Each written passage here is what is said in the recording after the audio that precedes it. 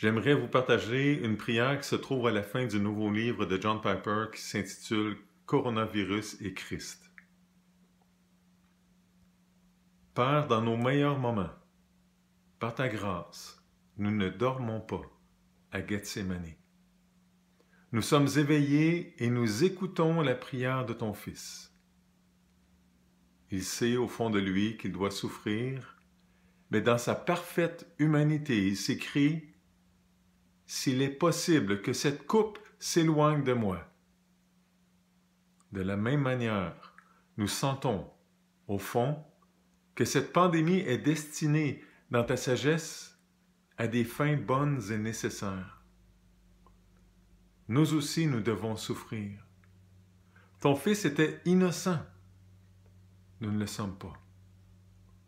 Pourtant, avec lui, dans notre humanité imparfaite, nous crions aussi « S'il est possible que cette coupe s'éloigne de nous ». Accomplis rapidement, ô Seigneur, le travail douloureux, juste et miséricordieux que tu as décidé de faire. Ne t'attarde pas dans le jugement. Ne retarde pas ta compassion. Souviens-toi des pauvres, ô Seigneur, selon ta miséricorde. N'oublie pas le cri des affligés. Accorde le rétablissement, accorde la guérison.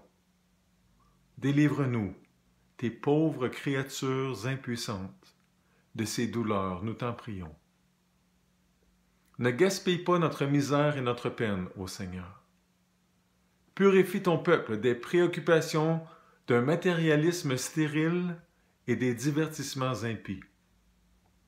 Donne-nous de résister à l'appât de Satan. Déracine en nous l'orgueil, la haine et nos comportements injustes. Accorde-nous de nous indigner de notre propre dépréciation de ta gloire. Ouvre les yeux de notre cœur pour que nous voyions et savourions la beauté de Christ. Incline nos cœurs vers ta parole, ton Fils et ta voix. Remplis-nous de courage compatissant. Acquiert une renommée au moyen du service de ton peuple. Étends ta main et crée un grand réveil pour le bien de ce monde qui périt. Que les paroles terribles de l'Apocalypse ne soient pas prononcées à propos de notre génération. Et elle ne veut pas se repentir. Apocalypse 2, 21.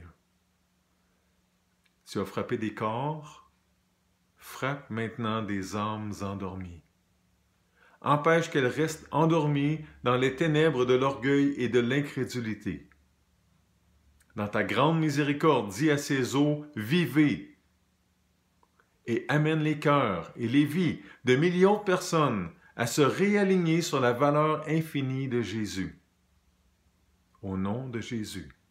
Amen.